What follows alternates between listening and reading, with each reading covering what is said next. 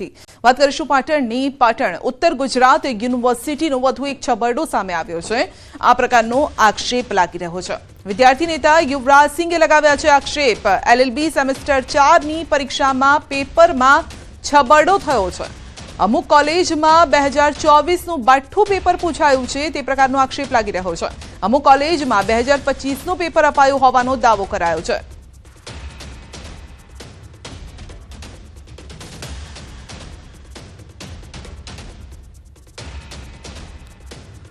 तो LLB semester 4 ની પરીક્ષામાં છબરડો સામે આવ્યો છે। પેપર ગયા વર્ષનું જે હતું એ જ પૂછાયું છે। અમુક જગ્યાએ 2024નું બાઠ્ઠું પેપર પૂછાયું છે અને અમુક કોલેજમાં 2025નું એટલે કે નવું પેપર પૂછાયું છે। પરીક્ષા નિયામક મિતુલ દેલી આપણી સાથે જોડાઈ ગયા છે। મિતુલભાઈ, ન્યૂઝ 18 ગુજરાતીમાં આપનું સ્વાગત છે। આપની પાસેથી પહેલા તો પ્રાથમિક માહિતી લેવા ઈચ્છીશું કે જે પેપર ગયા વર્ષનું બાઠ્ઠું પૂછાયું છે LLB સેમેસ્ટર 4 નું, એ પ્રકારના આક્ષેપ લાગી રહ્યા છે, કેટલું તથ્ય?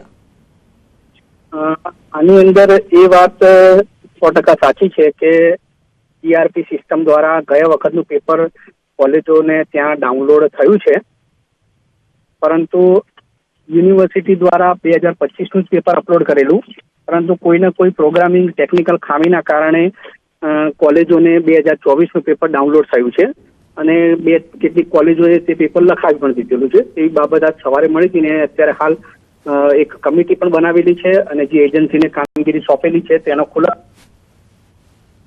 જી મિતુલભાઈ, પરંતુ એવી કેવી ટેકનિકલ ખામી કે એક વર્ષ પહેલાનું જે સેમેસ્ટર 4 માં, એટલે આટલી તકનીકી આ પ્રકારની કેવી રીતે ખામી હોઈ શકે?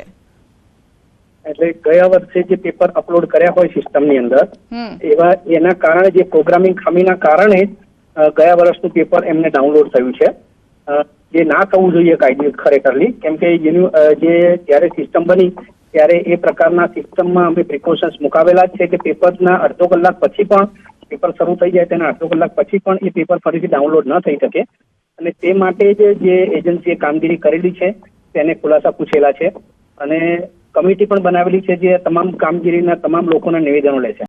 નહીં મિતુલભાઈ, તો આમાં હ્યુમન એરર હોઈ શકે? ના, આમાં હ્યુમન એરર નથી, કેમ કે અમે જ્યારથી અમને માહિતી મળી સવારથી ત્યારથી અમે પેપર સેટર દ્વારા જે પેપર સેટ કરવામાં આવેલું તેને પેપરના માધ્યમમાં ઢાળેલું અને જે અપલોડ કરેલું છે તે પણ 2025નું જ છે। તેમાં હ્યુમન એરર નથી, પણ ટેકનિકલી પ્રોગ્રામેટિકલી ખામીના કારણે આ ઘટના ઘટી છે। નહીં તો ડાઉનલોડ કોણ કરે? અપલોડ તો તમે કહો છો કે 2025નું કર્યું છે, બરાબર છે, ડાઉનલોડ કોણ કરે? આ ડાઉનલોડ તમામ કોલેજો કરતી હોય છે, પરીક્ષા કેન્દ્રો હોય છે એ કરતા હોય છે। એમનાથી ચોક્કસ ધ્યાન બહાર ગયું છે, આ વિગત એમના ધ્યાનમાં નથી આવી કે ઉપર 2024। મિતુલભાઈ, આપ માનો છો કે આ એકદમ જ કદાચ અજાણતા થઈ ગયું હોય? એ પણ કેટલી જગ્યાએ આવું થયું છે? પહેલા આપની પાસેથી જાણો, કેટલી જગ્યાએ આવું થયું છે? અત્યારે હાલ 2 કોલેજોની માહિતી અમારી જોડે છે। પરીક્ષા વિભાગ દ્વારા તમામ કોલેજો જે પરીક્ષા કેન્દ્રો છે LLB ના એને ફોન કરીને માહિતી લઈ રહ્યા છે। અત્યારે હાલ 2 કોલેજોની માહિતી મળેલી છે।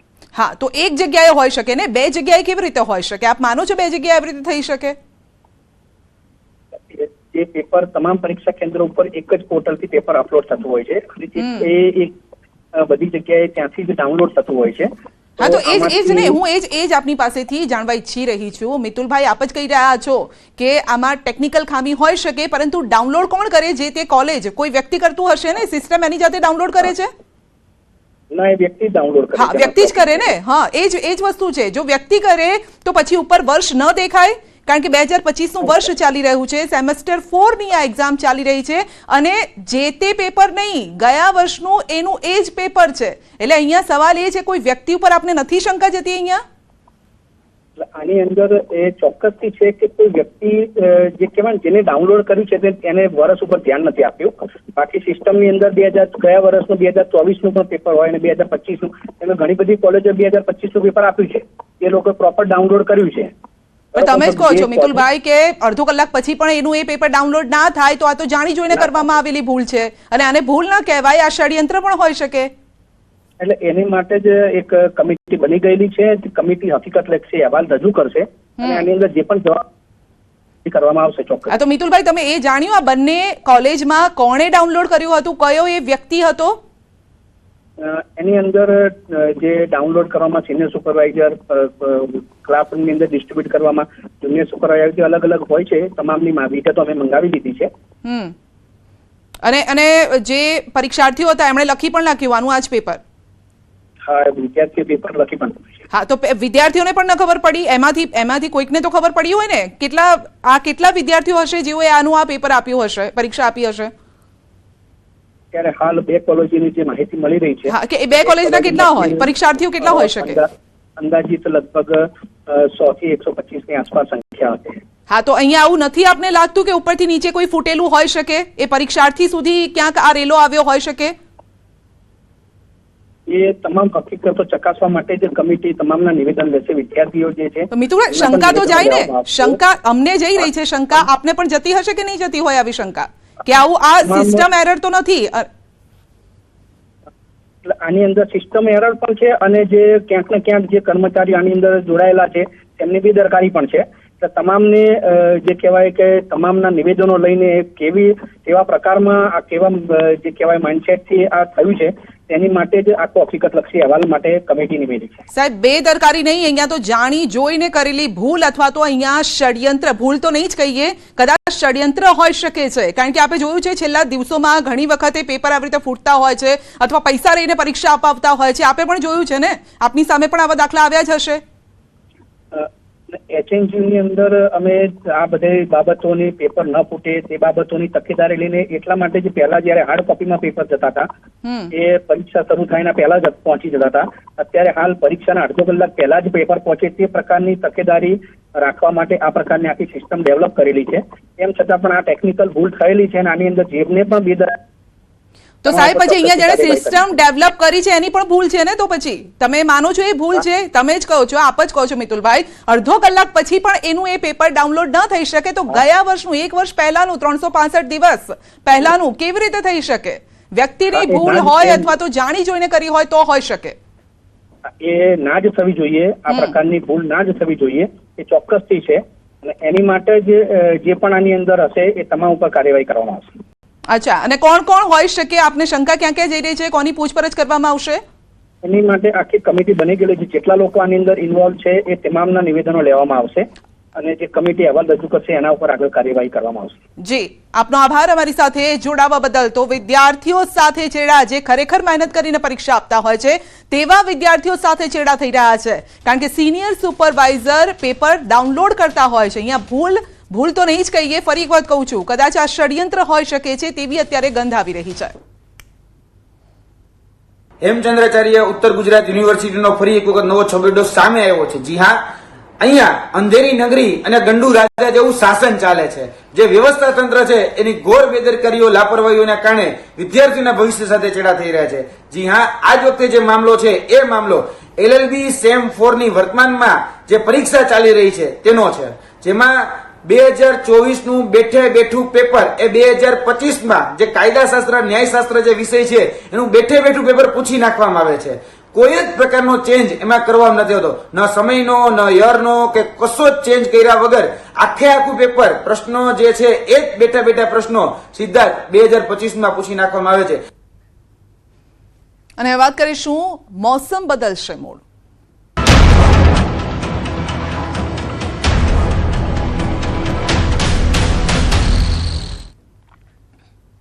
આગામી દિવસોમાં રાજ્યના કેટલાક વિસ્તારોમાં વાતાવરણમાં મોટો પલટો આવશે. હવામાન નિષ્ણાંત અંબાલાલ પટેલે આગાહી કરી છે. અંબાલાલે અનુમાન લગાવ્યું છે કે 14 એપ્રિલ સુધી વાતાવરણમાં પલટો આવશે. ગરમી ઘટતા આંધી વંટોળનો પ્રકોપ શરૂ થશે.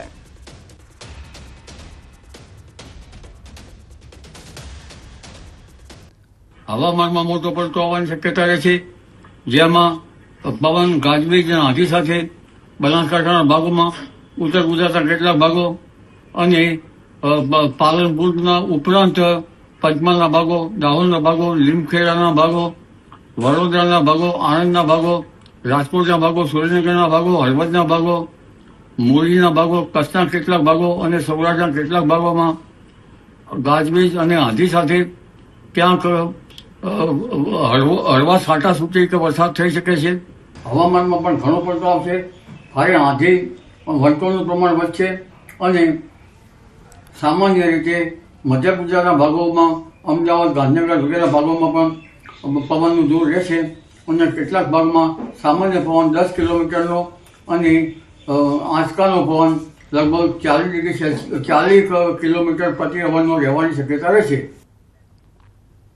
ભાવનગરમાં ગેરકાયદેસર વસાહતો પર તંત્રની તવાઈ. તંત્ર દ્વારા મેગા ડિમોલિશનની કામગીરી. ચાવડી ગેટ વિસ્તારમાંથી દબાણ હટાવાયા છે. શહેરના ચાવડી ગેટ વિસ્તારમાં આવેલ અંડરબ્રિજ જતા રોડ પર દબાણ હટાવવાની કામગીરી શરૂ કરવામાં આવી. આ વિસ્તારમાં પીજીવીસીએલની દિવાલ નજીક છેલ્લા ઘણા સમયથી અનેક દબાણો ખડકાયેલા હતા. અંડરબ્રિજ તરફ 50થી વધુ ગેરકાયદેસર કાચા પાકા મકાનો બાંધવામાં આવેલા છે.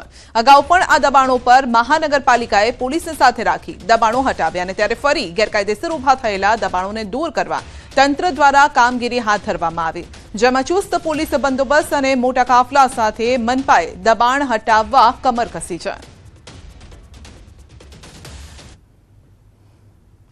અલમબાગ પોલીસ સ્ટેશનના ચાવડી ગેટ વિસ્તારમાં આજે મેગા ડિમોલિશનની કામગીરી હાથ ધરવામાં આવેલી છે, જેમાં પોલીસ દ્વારા કોર્પોરેશનના અધિકારીશ્રીઓને આ વિસ્તારના જે ગુનેગારો તેમજ અસામાજિક તત્વોની એક યાદી પાઠવવામાં આવેલી, જેના ભાગરૂપે આજે કોર્પોરેશનના અધિકારી અને તેની ડિમોલિશન ટીમ સાથે તેમજ પોલીસના પ્રોટેક્શન સાથે આજે મેગા ડિમોલિશનની કામગીરી હાલમાં ચાલુ છે. કચ્છમાં ગેરકાયદેસર દબાણની પ્રવૃત્તિઓ કરનારા બેફામ બન્યા છે. કાયદાનો જાણે કોઈ જ ડર નથી રહ્યો તેમ ગેરકાયદેસર દબાણો કરી રહ્યા છે અને ત્યારે તંત્ર દ્વારા પણ ગેરકાયદેસર દબાણ કરનાર સામે કાર્યવાહી કરવામાં આવી રહી છે. ગેરકાયદેસર બાંધકામ પર બુલડોઝર ફેરવવામાં આવી રહ્યું છે અને સાથે જ અસામાજિક તત્વોના ગેરકાયદેસર બાંધકામો પર દૂર કરવામાં આવી રહ્યા છે. સરકારી જમીનો પર ગેરકાયદેસર બાંધકામો કર્યા હોય તેનું જિલ્લા વહીવટીતંત્રએ લિસ્ટ તૈયાર કર્યું છે. આગામી 15 એપ્રિલથી દબાણો હટાવવા ઝુંબેશ શરૂ કરાશે. ગાંધીધામ મનપાએ 200 જેટલા ગેરકાયદેસર બાંધકામો દૂર કર્યા, જ્યારે કે 50 જેટલા દબાણકારોને સ્વેચ્છાએ દબાણ દૂર કરવા માટે નોટિસ પાઠવી. ગામડામાં પણ જિલ્લા પંચાયતે ખાસ દબાણ શાખા શરૂ કરી છે, જેના દ્વારા જિલ્લામાં થયેલ ગેરકાયદેસર બાંધકામોને જુદા તારવી લિસ્ટ તૈયાર કરાયું. જિલ્લા કલેક્ટર આનંદ પટેલે પ્રાંત અધિકારીને દબાણ દૂર કરવા સૂચના આપી છે. આ પ્રકારની સરકારી જમીન ઉપરના દબાણો હોય એ સ્વેચ્છાએ હટાવવામાં આવે એ ચોક્કસપણે ઇચ્છનીય છે અને આમ છતાં પણ ક્યાંક આ રીતનું ન હોય તો વહીવટીતંત્રએ તબક્કાવાર એનું આયોજન કરી અને હટાવવાના રહે છે. બનાસકાંઠામાં પાણીને લઈને ખેડૂતોના દેખાવ. ખેડૂતો ઢોલ નગાડા સાથે પહોંચ્યા છે પ્રાંત કચેરીએ. દેવદર અને લાખણી તાલુકાના ખેડૂતોની માંગ છે. સુજલામ સુફલામ કેનાલમાં પાણી છોડવાની માંગ થઈ રહી છે. સિંચાઈના પાણી માટે દેવદર પ્રાંત કચેરી ખાતે દેખાવ. પાણી છોડવાની માંગને લઈને ખેડૂતોએ લગાવ્યા છે નારા. દિયોદર અને લાખણી તાલુકાના ખેડૂતોએ પ્રાંત અધિકારીને આવેદનપત્ર પાઠવીને રજૂઆત પણ કરી છે. તો દિયોદર લાખણી તાલુકાના ખેડૂતોની માંગ છે સુજલામ સુફલામ કેનાલમાં પાણી છોડવામાં આવે. તો ઢોલ નગાડા લઈને પહોંચ્યા હતા, નારેબાજી પણ કરી હતી. પ્રાંત કચેરીએ તેઓએ તંત્રને જગાડવાનો પ્રયત્ન કર્યો છે. તો પાણીને લઈને ખેડૂતોએ દેખાવ કર્યા હતા, કારણ કે પાણી નહીં તો પછી પાક પણ નહીં થાય, જેને લઈને ખેડૂતો ચિંતામાં છે અને તેઓએ પ્રાંત કચેરી જઈને ઢોલ વગાડ્યા હતા અને તંત્રને જગાડવાનો પ્રયાસ કર્યો. વધુ અપડેટ મેળવીશું સંવાદદાતા કિશોર પાસેથી. જી કિશોર, તંત્રને જગાડવાનો અહીંયા પ્રયત્ન થયો છે કે પાણી આપો, પાણી આપો, તંત્રને અસર થઈ કે નહીં? જે પાણીની માંગ સાથે ઢોલ નગારા લઈને જે પ્રાંત કચેરીએ પહોંચ્યા છે અને સુજલામ સુફલામ કેનાલમાં જે પાણી જે 30 માર્ચથી જે બંધ કરવામાં આવ્યું છે તે પાણી ફરી શરૂ કરવા માટેની જે માંગ છે તે ખેડૂતો કરી રહ્યા છે. ખેડૂતોની માંગ છે કે ચાંગા પમ્પિંગ સ્ટેશનથી સુજલામ સુફલામ કેનાલમાં જો પાણી છોડવામાં આવે તો દિયોદર અને લાખણી તાલુકાના જે ગ્રામીણ વિસ્તારો છે ત્યાંના ખેડૂતોને પોતાના પાકના પિયત માટે પાણી મળી રહે, પરંતુ વહીવટી તંત્ર દ્વારા પાણી છોડવામાં નથી આવી રહ્યું. તેને લઈને ખેડૂતો ઢોલ નગારા સાથે દિયોદર પ્રાંત કચેરી પહોંચ્યા હતા અને દિયોદર પ્રાંત અધિકારીને આવેદનપત્ર પાઠવીને માંગ કરી છે કે ચાંગા પમ્પિંગ સ્ટેશનથી સુજલામ સુફલામ જે કેનાલ છે તેમાં પાણી છોડવામાં આવે. સંધ્યા, આપનો આભાર. અને સીધા જ આપણે લઈ જઈશું હવામાન વિભાગની પ્રેસ કોન્ફરન્સમાં.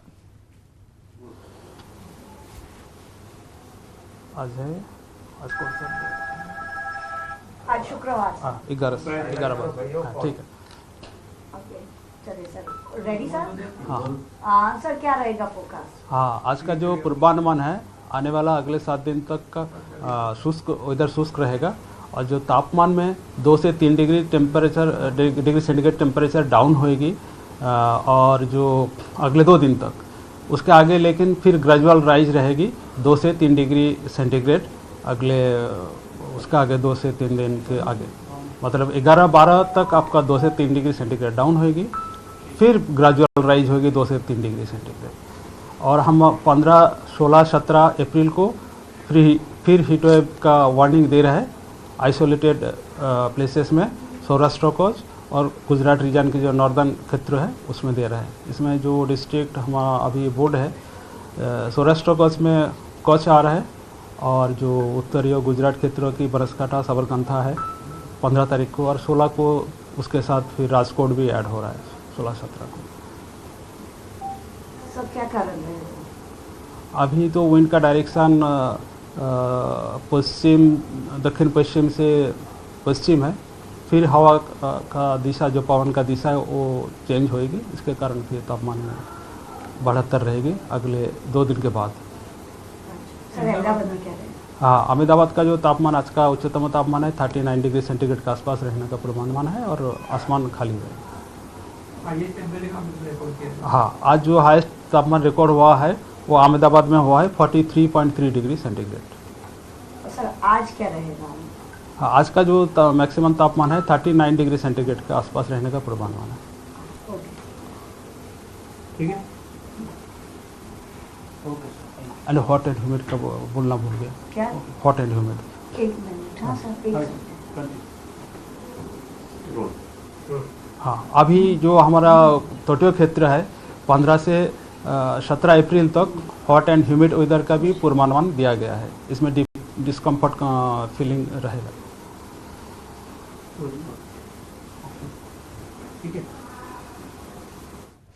તો 2 દિવસ માટે રાહત મળવાની છે જે ગરમીનો પારો 45 ડિગ્રી સુધી પહોંચી ગયો હતો તે હવે 39 ડિગ્રી આવીને પહોંચ્યો છે એટલે કે થોડી ઠંડક શહેરીજનોને મળવાની છે। રાજ્યમાં 39 ડિગ્રી સુધી તાપમાન રહેવાનું છે પરંતુ 2-3 દિવસ બાદ ફરી એક વખત ગરમીનો રાઉન્ડ આવશે અને તે સમયે પણ તાપમાન 42-43 ડિગ્રી સુધી પહોંચી શકે છે।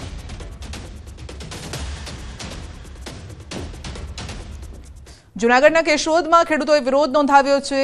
બામસાણા ઘેડ ગામના ખેડૂતોએ વિરોધ પ્રદર્શન કર્યું છે। ઓજત નદીના ચોમાસામાં તૂટેલા પાળાનું 8 મહિના વીતવા છતાં સમારકામ ન કરાતા અર્ધનગ્ન હાલતમાં વિરોધ કર્યો। ખેડૂતોએ વિરોધ પ્રદર્શન સાથે સૂત્રોચ્ચાર કર્યા હતા। ઓજત નદીના પાળા ઉપર ઊભા પાળા બાંધો વહેલા બાંધોના સૂત્રોચ્ચાર કર્યા। ઓજત નદી ઊંડી અને પહોળી કરવાની જાહેરાત કરવામાં આવી પરંતુ હજુ સુધી પાળા રિપેર નથી થયા। તો 2 દ્રશ્યો બનાસકાંઠામાં પણ ખેડૂતોનો વિરોધ છે। બીજી તરફ જૂનાગઢમાં પણ પાળો તૂટ્યો પરંતુ સમારકામ નથી થયું તેને લઈને વિરોધ કરવામાં આવી રહ્યો છે।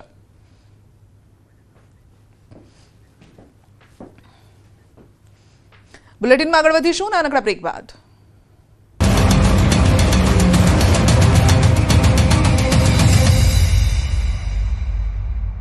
સુંદર હાથમાં લાકડી સાથે એક શખ્સ આવતો દેખાઈ રહ્યો છે। દ્રશ્યો ચાણસ્માના ઝીલિયા ગામે આવેલા ગાંધી આશ્રમમાં છે। આરોપ છે કે એક જ પરિવારના 3 શખ્સો તલવાર લઈને આશ્રમમાં ઘૂસી ગયા અને આશ્રમના કર્મચારીઓ સાથે મારામારી કરી। પદ્મશ્રી માલજી દેસાઈ તથા તેમના પુત્રને મારી નાખવાની ધમકી આપી હોવાનો પણ આરોપ છે। આરોપ પ્રમાણે અમારા સંબંધીને તમે નોકરીએ કેમ રાખતા નથી તેવું કહીને હુમલાખોરોએ હુમલો કર્યો અને ધમકી આપી। ફરિયાદ બાદ પોલીસે કનુ દેસાઈ, પ્રવીણ દેસાઈ અને દશરથ દેસાઈ એમ 3 આરોપીઓની ધરપકડ કરી છે। સાબરકાંઠા જિલ્લામાં આ વખતે બટાકાનું મબલક ઉત્પાદન થયું છે। બટાકાના સારા ભાવ મળતા ખેડૂતો ખુશખુશાલ છે। મોટાભાગના ખેડૂતોએ કોન્ટ્રાક્ટ ફાર્મિંગ થકી બટાકાનું ઉત્પાદન કર્યું છે। ખેડૂતો દ્વારા ચાલુ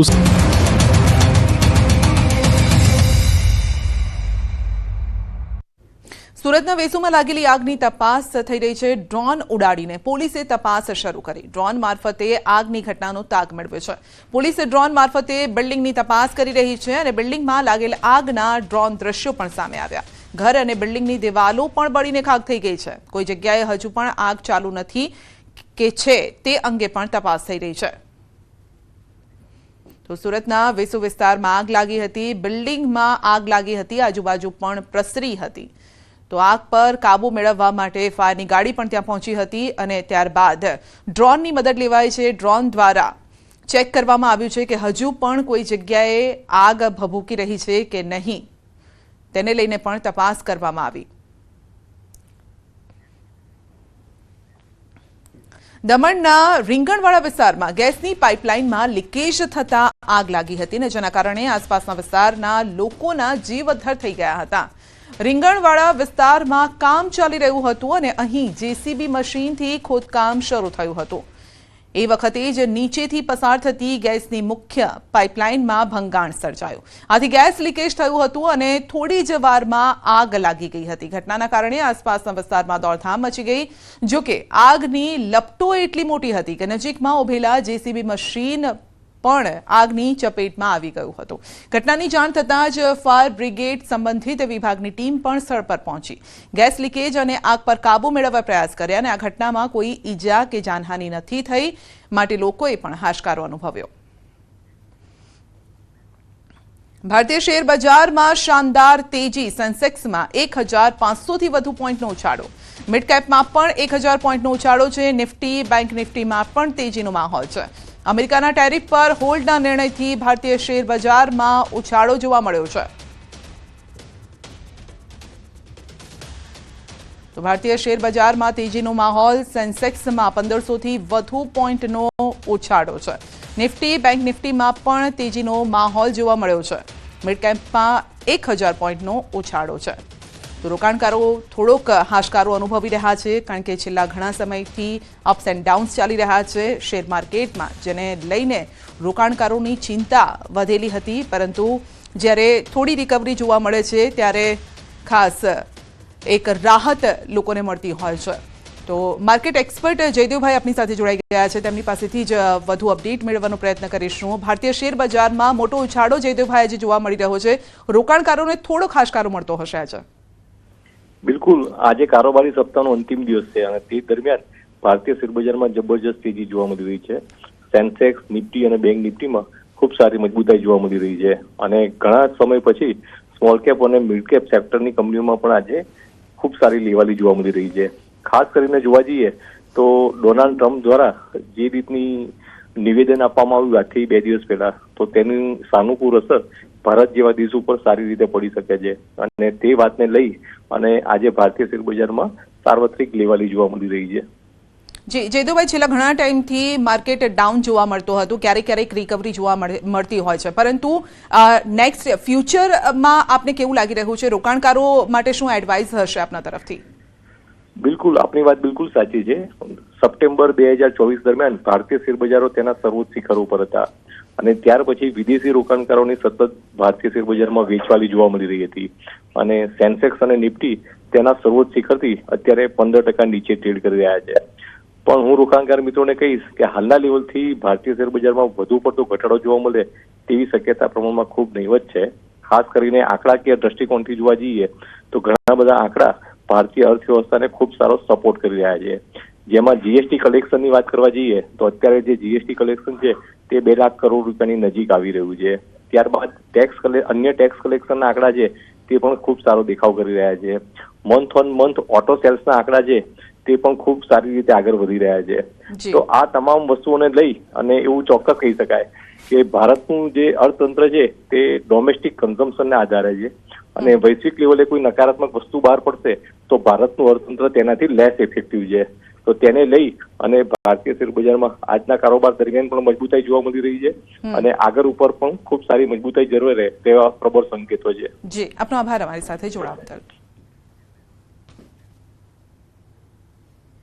અરવલ્લીમાં યુવતીના મોતનું રહસ્ય ઘૂંટાયું છે. બાયડમાં યુવતીના મોત મામલે આક્ષેપ થઈ રહ્યો છે. યુવતીના પરિવારે કરી છે ન્યાયની માંગ.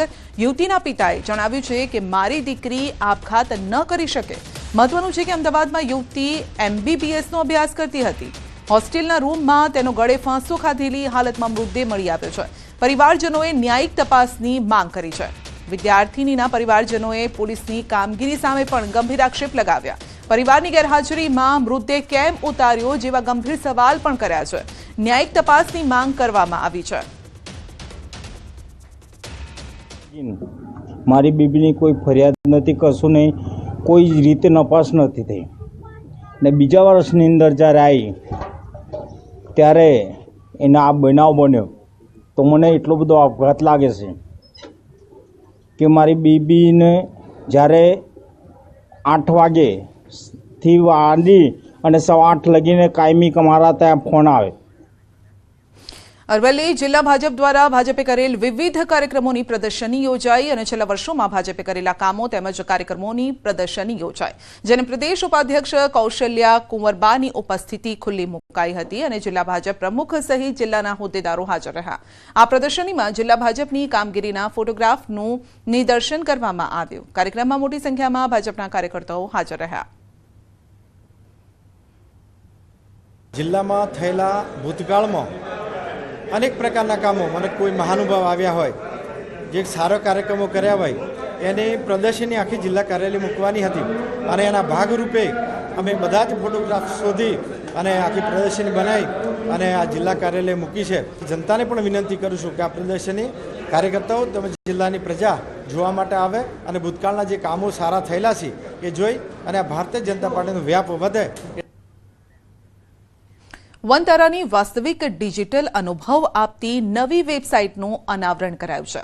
વનતારાના સ્થાપક અનંત અંબાણીના જન્મદિવસ નિમિત્તે વાઇલ્ડ લાઇફ રેસ્ક્યુ, રિહેબિલિટેશન અને કન્ઝર્વેશન ક્ષેત્રે વનતારાએ તેની નવી વેબસાઇટ વનતારા.in લોન્ચની જાહેરાત કરી છે.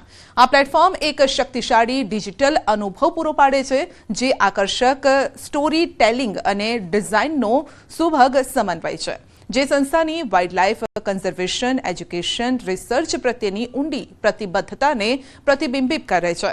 નવી વેબસાઇટની મુખ્ય વિશેષતા તેની 360 ડિગ્રી વિઝ્યુઅલ ટૂર છે, જેમાં મુલાકાતીઓ વનતારાની દુનિયામાં ખોવાઈ જાય છે. સાથે સાથે સંસ્થાની પ્રાણી સંગ્રહાલય તરીકે નહીં પરંતુ રેસ્ક્યુ અને રિહેબિલિટેશન કેન્દ્ર તરીકેની ઓળખને મજબૂત બનાવે છે.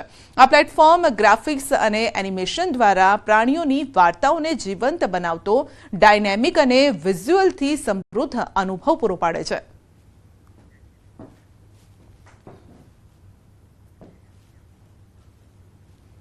કચ્છના બેલાના રણમાં ગુમ થયેલ ઇજનેર 5 દિવસે મૃત હાલતમાં મળી આવ્યો છે. ગત 6 એપ્રિલે રાપર તાલુકાના સરહદી વિસ્તારમાં બેલા પાસે ઇજનેરની ટીમ સર્વે કરવા ગઈ હતી, જે દરમિયાન આ ટીમ રણમાં ગુમ થઈ ગઈ હતી.